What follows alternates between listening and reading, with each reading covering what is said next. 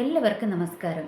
നമ്മൾക്കറിയാം ഇന്നത്തെ കാലഘട്ടത്തിൽ ആൾക്കാർക്ക് ജീവിക്കുവാനുള്ള ആഗ്രഹം പോലും നഷ്ടപ്പെട്ടുകൊണ്ടിരിക്കുകയാണെന്ന് മനസ്സിലാക്കുന്ന ഒരുപാട് അനുഭവങ്ങൾ, സംഭവങ്ങൾ നമ്മളുടെയൊക്കെ ചുറ്റുപാടും നടന്നുകൊണ്ടിരിക്കുകയാണ് അല്ലേ. സോഷ്യൽ മീഡിയ എടുത്താൽ ചെറുപ്പക്കാർ മുഴുവൻ ആത്മഹത്യ ചെയ്യുകയാണ്. ഇപ്പോൾ ഈ കഴിഞ്ഞ ദിവസം ഒരു പുരോഹിതൻ, ഒരു ഫാദർ ആൻ്റണി ഉള്ളാട്ടിൽ എന്ന് പറയുന്ന ഒരു ഫാദർ, ഒരു പള്ളിയിൽ അച്ഛൻ, അദ്ദേഹം ആത്മഹത്യ ചെയ്തിരിക്കുകയാണ്. 44 വയസ്സ് മാത്രമേ അദ്ദേഹത്തിനുള്ളൂ.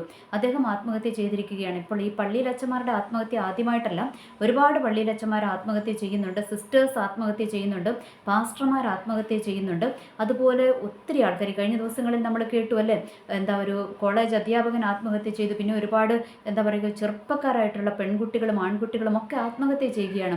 അപ്പോൾ എന്താണ് ഇതിൻ്റെയൊക്കെ റീസൺ എന്ന് ചോദിച്ചാൽ, ഇതിൻ്റെയൊക്കെ അടിസ്ഥാനം എന്ന് പറയുന്നത് ഇവർക്ക് ജീവിക്കുവാനുള്ള ഹോപ്പ് നഷ്ടമായി, അല്ലെങ്കിൽ ജീവിക്കുവാനുള്ള ഒരു നമ്മൾക്ക് ജീവിക്കണമെങ്കിൽ എന്തെങ്കിലും ഒരു പ്രത്യാശ ഉണ്ടായിരിക്കണം അല്ലേ, അതവർക്ക് നഷ്ടമായി. ഒരു ലക്ഷ്യങ്ങൾ നഷ്ടപ്പെട്ടു പോകുന്ന സിറ്റുവേഷനിലാണ് എന്ത് ചെയ്യുന്നത്, ഈ ആത്മഹത്യ തിരഞ്ഞെടുക്കുന്നത്. ഓർക്കുക, അതിനകത്തെ മെയിൻ ഒരു കാരണം എന്താണ്, ഇവർക്കൊന്ന് ഷെയർ ചെയ്യുവാൻ ആരുമില്ല അല്ലേ. കാര്യങ്ങളൊന്ന് ഷെയർ ചെയ്യുവാൻ, ഇവർ കടന്നു പോകുന്ന സിറ്റുവേഷനെ ഒന്ന് ഷെയർ ചെയ്യുവാനായിട്ട് ഇവർക്ക് ആരുമില്ല എന്ന് നമ്മൾക്ക് കാണുവാനായിട്ട് കഴിയും.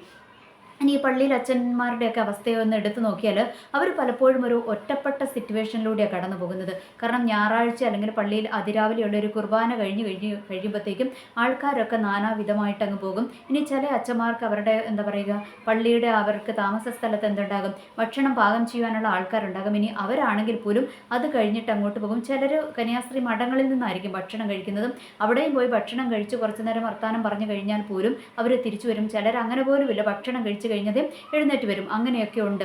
അപ്പോൾ ഇവരുടെയൊക്കെ ജീവിതത്തിൽ പ്രത്യേകിച്ച് ഇവർക്കൊരു ഏകാന്തത ഇവർ അനുഭവിക്കുന്നുണ്ടാകും. ഇവർക്ക് ഷെയർ ചെയ്യുവാനായിട്ട്, കാര്യങ്ങൾ ഷെയർ ചെയ്യുവാനായിട്ട് ആരുമില്ല. അവർക്ക് ഈ ഏകാന്തത എന്ന് പറയുന്നതും ഒരു വ്യക്തിയെ തകർത്തുകൊണ്ടിരിക്കുന്ന ഒന്നാണ് എന്നുള്ളൊരു കാര്യത്തിൽ സംശയമില്ല അല്ലേ. നമ്മൾക്കൊക്കെ അറിയാം, ഏകാന്തമായിട്ട് ഇങ്ങനെ ഇരിക്കുക എന്ന് പറഞ്ഞാൽ അത്ര എളുപ്പമുള്ള കാര്യമൊന്നുമല്ല. അപ്പോൾ ഇവരൊക്കെ ജീവിതത്തിൻ്റെ നല്ല സമയങ്ങൾ മുഴുവൻ ഒരു ഏകാന്തവാസത്തിലൂടെയാണ് ഈ അച്ഛന്മാരും കന്യാസ്ത്രീകളും ഒക്കെ കടന്നു പോകുന്നത്. കന്യാസ്ത്രീകളെ സംബന്ധിച്ചിടത്തോളം അവർ കുറേയൊക്കെ കൂട്ടമായിട്ടാണ് താമസിക്കുന്നതും. എന്നാലും അതിനകത്ത് എത്ര പേര് അങ്ങോട്ടും ഇങ്ങോട്ടും സന്തോഷത്തോടെ ഉണ്ട് എന്നുള്ളതൊന്നും നമ്മൾക്ക് അറിയുവാൻ പറ്റുന്ന കാര്യമല്ല. കാരണം ഓരോരുത്തർക്കും അവരുടേതായ ഒരു സ്ട്രെസ് അവർ അനുഭവിക്കുന്നുണ്ടാകും. ഓക്കെ, അപ്പോൾ അച്ഛന്മാരെ സംബന്ധിച്ചിടത്തോളം അവർ അനുഭവിക്കുന്ന ആ ഒരു ടെൻഷൻ, അല്ലെങ്കിൽ അവർ അനുഭവിക്കുന്ന ആ ഒരു ഒറ്റപ്പെടൽ എന്ന് പറയുന്നത് ഒരു വലിയ ചോദ്യചിഹ്നം പോലെ നിൽക്കുകയാണ്. ഇനി ഇവർക്ക് കുടുംബമുണ്ടെങ്കിൽ ഒരു പരിധി വരെയൊക്കെ അവർക്ക് അതൊക്കെ അങ്ങ് സോൾവ് ചെയ്ത് പോകുവാനായിട്ട് കഴിയും. മറുഭാഗത്ത് കുടുംബസ്ഥരായിരിക്കുന്നവരും ആത്മഹത്യ ചെയ്യുന്നുണ്ട്. കഴിഞ്ഞ ദിവസത്തെ ഞാൻ ഒരു വീഡിയോയിൽ പറഞ്ഞു, ഒരു കോളേജ് അധ്യാപകൻ ആത്മഹത്യ ചെയ്തു അല്ലേ. അപ്പോൾ അദ്ദേഹത്തിന് കുടുംബമുണ്ട്, കുഞ്ഞുങ്ങളുണ്ട്, എല്ലാമുണ്ട്, എല്ലാ പദവികളുമുണ്ട്. എന്നിട്ടും അദ്ദേഹം ആത്മഹത്യ ചെയ്തിരിക്കുകയാണ്. റീസൺ ആർക്കും അറിഞ്ഞുകൂടാ. കുടുംബ പ്രശ്നമാണെന്ന് ഒരു ഭാഗത്ത് പറയുന്നു, ഒരു ഭാഗത്ത് അതൊന്നും ഇല്ല എന്ന് പറയുന്നു.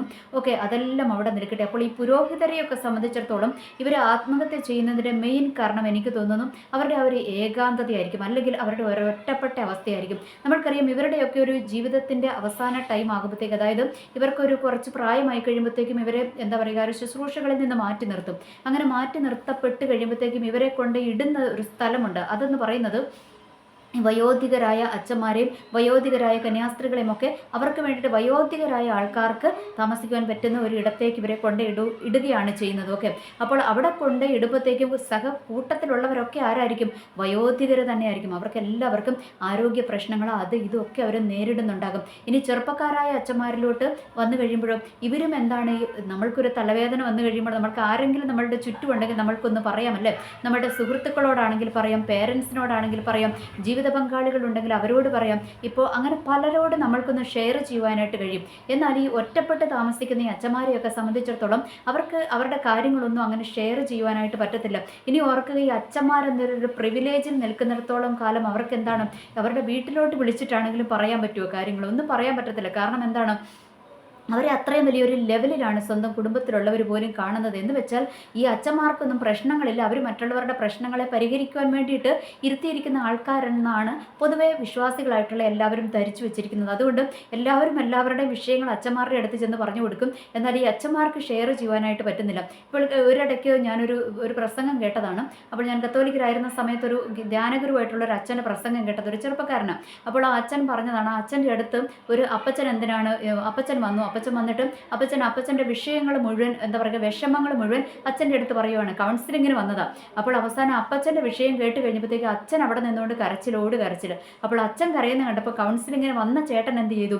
അച്ഛനോട് പറഞ്ഞു, അച്ഛാ സാരമില്ല അച്ഛാ, അച്ഛൻ പിന്നെ ഇതെല്ലാം ശരിയാകുമെന്ന് അച്ഛനോട് അങ്ങോട്ട് പറയാം. അച്ഛൻ്റെ അടുത്ത് ഈ പുള്ളി എന്തിനു വന്നതാ? ഈ പുള്ളി വന്നത് അച്ഛൻ്റെ അടുത്തൊരു ആശ്വാസം പ്രാപിക്കുവാൻ വേണ്ടിയിട്ട് വന്നതാണ്. എന്നാൽ പകരം അച്ഛനെ ആശ്വസിപ്പിച്ചിട്ട് പോകേണ്ട ഒരു സിറ്റുവേഷൻ ആ മനുഷ്യനുണ്ടായി. ഓർക്കുക, അവരും എന്താണ്? മനുഷ്യന്മാരാണ് അല്ലേ? ഈ അച്ഛന്മാരും മനുഷ്യന്മാരാണ്, കന്യാസ്ത്രീകളുമൊക്കെ മനുഷ്യന്മാരാണെന്ന് നമ്മൾക്ക് കാണുവാനായിട്ട് കഴിയും. ഇപ്പോൾ കുറേ ആയിട്ട് ഇങ്ങനെ ഈ അച്ഛന്മാരുടെ ആത്മഹത്യ ഇങ്ങനെ വന്നുകൊണ്ടിരിക്കുകയാണ്. ചെറുപ്പക്കാർ ആത്മഹത്യ ചെയ്യുന്നു, വലിയ ആൾക്കാർ ആത്മഹത്യ ചെയ്യുന്നു. അങ്ങനെ ആത്മഹത്യയുടെ ഒരു പരമ്പര തന്നെ നമ്മൾ കണ്ടുകൊണ്ടിരിക്കുകയാണ്. ഇവിടെയൊക്കെ നമ്മൾ മനസ്സിലാക്കേണ്ട ഒരു കാര്യമുണ്ട്. ഇനി വിശ്വാസികളെ സംബന്ധിച്ചിടത്തോളം, ക്രിസ്ത്യാനികളെ സംബന്ധിച്ചിടത്തോളം, ക്രിസ്ത്യാനികളുടെ ഇടയിലും എന്തുണ്ട്? ആത്മഹത്യ പെരുകിക്കൊണ്ടിരിക്കുകയാണ്. അപ്പോൾ ഇവിടെയൊക്കെ ഈ ആത്മഹത്യ പെരുകുന്നതിൻ്റെ മെയിൻ കാരണം എന്താണ്? ജീവിതത്തിലെ ഹോപ്പ് നഷ്ടമാകുക, അല്ലെങ്കിൽ നമ്മൾക്ക് എന്താണ്, നമ്മൾക്ക് ആശ്രയിക്കാൻ ആരുമില്ല, അല്ലെങ്കിൽ നമ്മൾക്കൊന്ന് ഷെയർ ചെയ്യുവാൻ ആരുമില്ല എന്നുള്ളൊരു സിറ്റുവേഷൻ വന്നു കഴിയുമ്പോഴാണ് ആൾക്കാർ ഈ ആത്മഹത്യയെ തിരഞ്ഞെടുക്കുന്നതെന്ന് നമ്മൾക്ക് മനസ്സിലാക്കുവാനായിട്ട് കഴിയും. ഇങ്ങനെയുള്ള സിറ്റുവേഷനിലാണ് നമ്മൾ ആരെ ആശ്രയിക്കേണ്ടത്? നമ്മളുടെ കർത്താവിനെ ആശ്രയിക്കേണ്ടത് അല്ലേ? അപ്പോൾ നമ്മളുടെ ദൈവത്തിൻ്റെ വചനത്തിനകത്ത് നമ്മൾക്കൊരു വ്യക്തിയെ കാണുവാനായിട്ട് കഴിയും. ആരാണ്? യോഹന്നാൻ എന്ന് പറയുന്ന യേശുക്രിസ്തുവിൻ്റെ അരുമ ശിഷ്യനെ നമ്മൾക്ക് കാണുവാനായിട്ട് കഴിയും. ഈ യോഹന്നാനെയും ഇതുപോലെ ഒരു അവസ്ഥയിൽ കൊണ്ടിട്ടു അല്ലേ? യോഹന്നാനെ ഡൊമേഷ്യൻ ചക്രവർത്തി എന്താണ് ചെയ്തത്? പുള്ളീനെ നമ്മളുടെ ക്രിസ്ത്യൻസിനെ പീഡിപ്പിക്കുന്ന കൂട്ടത്തിൽ യോഹന്നാനെ പിടിച്ചിട്ട് എങ്ങോട്ടിട്ട്? യേശുക്രിസ്തുവിനെ പ്രസംഗിക്കുന്നതിൻ്റെ പേരിൽ എങ്ങോട്ടിട്ടും? തിളച്ച എണ്ണയ്ക്കകത്തിട്ടു. അവിടുന്ന് പുള്ളി പുഷ്പം പോലെ പുറത്ത് വന്നു കഴിഞ്ഞപ്പോഴത്തേക്കും ഈ യോഹന്നാനെ എവിടെ കൊണ്ടിട്ട്? പത്മോസ് എന്ന് പറയുന്ന ഒരു ദ്വീപിനകത്ത് കൊണ്ടിട്ട് അവിടെ യോഹന്നാൻ ഏകാന്തവാസത്തിലാണ്, ഏകാന്തതയിൽ ഇരിക്കുകയാണ്. എന്നാൽ അവിടെ യോഹന്നാൻ എന്ത് ചെയ്തിരിക്കുകയാണ്? യോഹന്നാൻ അവിടെ ഏകാന്തവാസമാണെങ്കിൽ പോലും യോഹന്നാൻ അവിടെ ഏകാന്തതയിൽ കഴിച്ചു കൂട്ടുവാനായിട്ട് തയ്യാറായില്ല. അപ്പോൾ യോഹന്നാൻ എന്ത് ചെയ്തു? യോഹന്നാൻ അവിടെ ഒരു ആരെ കണ്ടെത്തിയിരിക്കുകയാണ്? യോഹന്നാൻ്റെ ജീവിതത്തിൽ യോഹന്നാൻ ഏറ്റവും നല്ലൊരു ബെസ്റ്റ് ഫ്രണ്ടിനെ, അല്ലെങ്കിൽ ഒരു ബെസ്റ്റ് ഫാദറിന്, അല്ലെങ്കിൽ എന്തും ആകട്ടെ അല്ലേ? ദൈവം നമ്മൾക്ക് ആരാണ്? നമ്മളുടെ ജീവിതത്തിലെ സകലതുമാണല്ലേ? നമ്മളുടെ അപ്പനാണ്, അമ്മയാണ്, നമ്മളുടെ സഹോദരനാണ്, ബെസ്റ്റ് ഫ്രണ്ടാണ്, നമ്മളുടെ എല്ലാമാണ് ദൈവം. അപ്പോൾ ഈ യോഹന്നാനെ സംബന്ധിച്ചിടത്തോളം യോഹന്നാൻ അങ്ങനെ ഒരു വ്യക്തിയെ യേശുക്രിസ്തുവിൽ കണ്ടെത്തിയിരുന്നു അല്ലേ?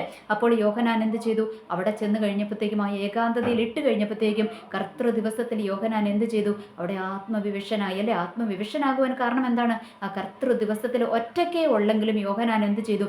അവിടെ പ്രാർത്ഥിക്കുവാനായിട്ടിരുന്നു, ആരാധിക്കുവാനായിട്ടിരുന്നു അല്ലേ? തങ്ങളുടെ കർത്താവിനെ ആരാധിക്കുവാനായിട്ട് അവിടെ ഇരുന്നിട്ട് യോഹന്നാൻ ആരാധനയിലേക്ക് കടന്നു അല്ലേ? ആരാധനയിലേക്ക് കടന്നു കഴിഞ്ഞപ്പോഴാണ് ദൈവത്തിൻ്റെ ആ ഒരു സാന്നിധ്യം അവിടെ ഇറങ്ങുവാനായിട്ട് ഇടയായി അല്ലേ? യോഹന്നാന് പിന്നെ ദൈവത്തിൻ്റെ ഒരു പ്രത്യക്ഷീകരണം തന്നെ അവിടെ സംഭവിച്ചു. യോഹന്നാൻ ദൈവത്തെ കണ്ടു അല്ലേ? അതൊക്കെ അവിടെ എഴുതി വെച്ചിട്ടുണ്ട്. എങ്ങനെയായിരുന്നു ദൈവത്തിൻ്റെ രൂപം എന്നുള്ളതൊക്കെ യോഹന്നാൻ അവിടെ എഴുതി വെച്ചിട്ടുണ്ടല്ലേ? അപ്പോൾ ആ യോഹന്നാനെ സംബന്ധിച്ചിടത്തോളം യോഹന്നാൻ്റെ ആ വലിയൊരു ഏകാന്തതയെ യോഹന്നാന് ജയിക്കുവാൻ കഴിഞ്ഞത് എങ്ങനെയാണ്? യോഹന്നാൻ അവിടെ നല്ല ഒരു കൂട്ടാളി അവിടെ കണ്ടെത്തി അല്ലേ? തൻ്റെ ഏകാന്തതയിൽ തനിക്ക് തുണ നിൽക്കുന്ന ഒരു ദൈവത്തെ യോഹന്നാൻ നേരത്തെ കണ്ടെത്തിയിരുന്നു. അതുകൊണ്ട് യോഹന്നാൻ്റെ ആ ഒരു ഏകാന്തതയുടെ സിറ്റുവേഷൻ വന്നു കഴിഞ്ഞപ്പോഴത്തേക്കും പുള്ളി അവിടെ തകർന്നു പോയില്ല, തളർന്നു പോയില്ല. പകരം എന്താണ്? പകരം താൻ ആഗ്രഹിച്ച അല്ലെ, താൻ ആശ്രയിച്ച, അല്ലെങ്കിൽ താൻ കണ്ടെത്തിയ, തൻ്റെ ജീവിതത്തിൽ താൻ കണ്ടെത്തിയ ഒരു ദൈവത്തിൻ്റെ സന്നിധിയിൽ മുട്ടുമടക്കുവാൻ തയ്യാറായപ്പോൾ എന്ത് സംഭവിച്ചു? ദൈവം യോഹന്നാന് കൈകൊടുക്കുവാനായിട്ട് ഇറങ്ങി വന്നു എന്ന് നമ്മൾക്ക് കാണുവാനായിട്ട് കഴിയുമല്ലേ? യോഹന്നാൻ്റെ ഏകാന്തതയിലേക്ക് ദൈവം ഇറങ്ങി വന്ന് യോഹന്നാൻ്റെ ഏകാന്തത മാറ്റി യോഹന്നാന് സ്വർഗീയ ദർശനങ്ങളല്ലേ, സ്വർഗീയമായ ദർശനങ്ങളും അതിൻ്റെ അരുളപ്പാടുകളും എല്ലാം ദൈവം ഒരു വലിയ കൂട്ടായ്മ തന്നെ, സ്വർഗത്തിൻ്റെ വലിയൊരു കൂട്ടായ്മ തന്നെ യോഹന്നാൻ അവിടെ ഒരുക്കി കൊടുത്തുവെന്ന് നമ്മൾക്ക് കാണുവാനായിട്ട് കഴിയും. ഓർക്കുക, ഇത് തന്നെയാണ് നമ്മളുടെയൊക്കെ ജീവിതത്തിലും നമ്മൾ ഏകാന്തത അനുഭവിക്കുന്ന സിറ്റുവേഷനുകളിൽ നമ്മൾ എന്ത് ചെയ്യണം? നമ്മൾ ദൈവത്തിൽ നമ്മളുടെ ഒരു കൂട്ടായ്മ കണ്ടെത്തുവാനായിട്ട് നമ്മൾ ശ്രമിക്കണം. അത് നമ്മൾക്ക് ഏകാന്തത വരുന്ന സമയത്തല്ല. യോഹന്നാൻ പത്മോസിൻ്റെ ദ്വീപിൽ വെച്ചാണോ ദൈവത്തെ കണ്ടുമുട്ടിയതല്ല. യോഹന്നാൻ എവിടുന്ന്? അതിനു മുൻപേ തന്നെ യോഹന്നാൻ ആ ദൈവത്തെ കണ്ടുമുട്ടിയിരുന്നു അല്ലേ? ആ ദൈവത്തെ അനുഭവിച്ചറിഞ്ഞിരുന്നു. അതുകൊണ്ടാണ് യോഹന്നാൻ്റെ ഒരു ഏകാന്തതയുടെ സമയത്ത് ആ ദൈവത്തിൽ ആശ്രയിക്കുവാൻ യോഹന്നാന് കഴിഞ്ഞതെന്ന് നമ്മൾക്ക് മനസ്സിലാക്കുവാനായിട്ട് കഴിയും. അതുകൊണ്ട് ഓർക്കുക, നമ്മളുടെ ജീവിതത്തിൽ നമ്മൾ ആരെ കണ്ടെത്തേണ്ടിയിരിക്കുന്നു? നമ്മൾ ആരാധിക്കുന്ന ആ ഒരു ദൈവത്തിൻ്റെ സാന്നിധ്യം നമ്മൾ കണ്ടെത്തേണ്ടിയിരിക്കുന്നു. ആ ദൈവത്തെ നമ്മൾ കണ്ടെത്തി കഴിഞ്ഞാൽ, ആ ദൈവത്തിൽ നമ്മൾ പരിപൂർണമായിട്ടും ആശ്രയിച്ചു കഴിഞ്ഞാൽ, നമ്മളുടെ ഏകാന്തതയുടെ സിറ്റുവേഷൻ വരുമ്പോൾ, അല്ലെങ്കിൽ നമ്മളുടെ ജീവിതത്തിൻ്റെ ഡാർക്കായിട്ടുള്ള സിറ്റുവേഷനുകളിൽ വന്നു കഴിയുമ്പോൾ നമ്മൾക്ക് ആര് ഇറങ്ങി വരും? ദൈവം നമ്മൾക്ക് കൂട്ടായ്മ തരുവാനായിട്ട് ഇറങ്ങി വരും എന്നുള്ളൊരു കാര്യം നമ്മൾ മനസ്സിലാക്കുക. നമ്മൾ ഒറ്റയ്ക്ക് ദൈവസന്നിധിയിൽ പാവരിക്കുമ്പോൾ അവിടെ ഇറങ്ങി വന്ന് നമ്മൾക്ക് കൂട്ടായ്മ തരുന്ന ഒരു സ്വർഗത്തിൻ്റെ സാന്നിധ്യമുണ്ട് എന്നും നമ്മൾ മറക്കാതിരിക്കുക. അപ്പോൾ അങ്ങനെ ഒരു സാന്നിധ്യം അനുഭവിച്ചു കഴിഞ്ഞാൽ എന്ത് സംഭവിക്കും? നമ്മൾക്ക് പിന്നെ ഒരു വിഷയവുമില്ലല്ലേ. നമ്മൾക്ക് ഏകാന്തത അനുഭവപ്പെടത്തില്ല, നമ്മൾക്ക് ഡിപ്രഷൻ അനുഭവപ്പെടത്തില്ല, ആരുമില്ല എന്നുള്ള തോന്നൽ വരത്തില്ല. നമ്മൾക്ക് സകലതും ഷെയർ ചെയ്യുവാൻ അല്ലേ, നമ്മൾക്കൊരു ദൈവമുണ്ട് എന്നുള്ളൊരു ഉറപ്പ് നമ്മളുടെ ജീവിതത്തിൽ നമ്മൾക്ക് ലഭിക്കുവാനായിട്ട് ഇടയാകും. അതുകൊണ്ട് എന്ത് ചെയ്യണം? നമ്മൾ ഇപ്പോഴേ നമ്മൾ ആരെ തേടണം? നമ്മൾ ദൈവത്തെ തേടി ഇറങ്ങുക തന്നെ വേണം കേട്ടോ. ദൈവത്തെ കണ്ടെത്തിയിട്ടില്ല എങ്കിൽ നമ്മൾ ദൈവത്തെ കണ്ടെത്തണം. ആ ദൈവത്തിൻ്റെ സാന്നിധ്യം നമ്മൾ ഉറപ്പാക്കണം. ജീവിക്കുന്ന ഒരു ദൈവമാണെന്നുള്ളൊരു യാഥാർത്ഥ്യം നമ്മൾ മനസ്സിലാക്കുക തന്നെ വേണം. അപ്പോൾ അങ്ങനെ മനസ്സിലാക്കി കഴിയുമ്പോൾ എന്താണ്? നമ്മളുടെ ജീവിതത്തിൻ്റെ ഡാർക്ക് സിറ്റുവേഷനുകൾ വന്നു കഴിയുമ്പോൾ, ഏകാന്തതയിലോട്ട് നമ്മൾ നീങ്ങിക്കഴിയുമ്പോൾ, അല്ലെങ്കിൽ ഡിപ്രഷൻ്റെ സ്റ്റേജുകളിലോട്ടൊക്കെ നമ്മൾ കടന്നു പോകുമ്പോൾ, ഒരു ദൈവത്തിൽ നമ്മൾക്ക് നമ്മളുടെ ഒരു പാർട്ട്ണർഷിപ്പ് അല്ലെങ്കിൽ ദൈവവുമായിട്ടൊരു എന്താ പറയുക, ഒരു കൂട്ടായ്മ ആചരിക്കുവാൻ നമ്മൾക്ക് കഴിഞ്ഞാൽ ബാക്കി ഒന്നും നമ്മളെ തളർത്തത്തില്ല എന്ന് നമ്മൾക്ക് മനസ്സിലാക്കുവാനായിട്ട് കഴിയും. അതുകൊണ്ട് ഈ ദിവസങ്ങളിൽ നമ്മൾ എന്ത് ചെയ്യണം? ദൈവത്തിൽ പരിപൂർണമായിട്ടും ആശ്രയിക്കുവാൻ നമ്മൾക്ക് കഴിയണം. ദൈവത്തിലുള്ള ആശ്രയം വിട്ടുപോയി കഴിയുമ്പോഴാണ് നമ്മൾ എങ്ങോട്ട് പോകുന്നത്? നിരാശയിലേക്കും, നമ്മൾ ഒറ്റയ്ക്കാണെന്നും നമ്മൾക്ക് ആരുമില്ല എന്നും ഷെയർ ചെയ്യുവാൻ ആരുമില്ല എന്നുള്ളൊരു തോന്നലൊക്കെ നമ്മൾക്ക് വരുന്നത് എവിടെയാണ്? നമ്മൾക്ക് ദൈവവുമായിട്ടുള്ളൊരു ബന്ധം നഷ്ടമായി കഴിയുമ്പോഴാണെന്നുള്ളൊരു യാഥാർത്ഥ്യം നമ്മൾ മറക്കാതിരിക്കുക. അതുകൊണ്ട് നമ്മൾ ആത്മഹത്യയൊക്കെ അഭയം പ്രാപിക്കുന്നതിന് മുൻപ് എന്ത് ചെയ്യണം? ദൈവത്തിൽ നമ്മൾ ആശ്വാസം കണ്ടെത്തുവാനായിട്ട് ശ്രമിക്കണം അല്ലേ. ദൈവം എന്താ പറഞ്ഞിരിക്കുന്നത്? അധ്വാനിക്കുന്നവരും ഭാരം ചുമക്കുന്നവരുമായുള്ളവരെ നിങ്ങൾ എൻ്റെ അടുക്കൽ വരുവിൻ, ഞാൻ നിങ്ങളെ ആശ്വസിപ്പിക്കാമെന്നാണ് നമ്മളുടെ ദൈവം പറഞ്ഞിരിക്കുന്നത്. ദൈവം അത് വെറുതെ പറഞ്ഞതല്ല. ദൈവം അത് നമ്മളോട് എന്താ പറയുക, ദൈവം ചെയ്യുന്ന കാര്യം തന്നെയാണ് ദൈവം വിശുദ്ധ ബൈബിളിനകത്ത് പറഞ്ഞു വെച്ചിരിക്കുന്നത് അല്ലേ. അതുകൊണ്ട് അതങ്ങ് വിശ്വസിക്കാനും നമ്മൾ തയ്യാറാകുക. അപ്പോൾ എന്താണ്? നമ്മളുടെ ഏകാന്തതയൊക്കെ മാറിപ്പോകും. നമ്മൾ ഒറ്റയ്ക്കേ ഉള്ളെങ്കിലും നമ്മളുടെ റൂമിൽ കഥകടച്ചിരുന്ന് നമ്മൾ ദൈവത്തിൻ്റെ സാന്നിധ്യം ആഗ്രഹിച്ചു കഴിയുമ്പോൾ അവിടെ ഇറങ്ങി വരുന്ന ഒരു ദൈവമാണ്. അതുകൊണ്ടല്ല ദൈവം പറഞ്ഞിരിക്കുന്നത്, ഞാൻ നിങ്ങളെ അനാഥരായിട്ട് വിടുകയില്ല എന്നാണ് ദൈവം പറഞ്ഞിരിക്കുന്നത്. അതുകൊണ്ട് അനാഥരായി നമ്മളെ വിടുന്ന ദൈവമല്ല. നമ്മൾ ആ ദൈവത്തിൻ്റെ സന്നിധിയിൽ മുട്ടുമടക്കുവാൻ തയ്യാറായാൽ എന്ത് സംഭവിക്കും? നമ്മൾക്ക് കൂട്ടായ്മ തരുവാനായിട്ട് ഇറങ്ങി വരുന്ന ഒരു ദൈവമുണ്ടെന്നുള്ളൊരു യാഥാർത്ഥ്യം നമ്മളെ ജീവിക്കുവാനായിട്ട് പ്രേരിപ്പിക്കും. അതുമാത്രമല്ല, ആ ദൈവത്തിൻ്റെ അനുഗ്രഹങ്ങൾ പ്രാപിച്ചെടുക്കുവാനായിട്ട് നമ്മൾക്ക് കഴിയും. ജീവിതത്തിൽ മറ്റൊന്നുമില്ലെങ്കിലും ദൈവം നമ്മളുടെ കൂട്ടത്തിലുണ്ടെങ്കിലുണ്ടല്ലോ, നമ്മളുടെ ജീവിതത്തിന് കിട്ടുന്ന ആ ഒരു എന്താ പറയുക, ഒരു പ്രൊട്ടക്ഷൻ എന്ന് പറയുന്നത് വളരെ വലുതാണെന്നുള്ളൊരു യാഥാർത്ഥ്യം നമ്മൾ തിരിച്ചറിയുക. എനിവേ, എല്ലാവർക്കും നല്ലൊരു ദിവസം ആശംസിക്കുന്നു. നന്ദി, നമസ്കാരം.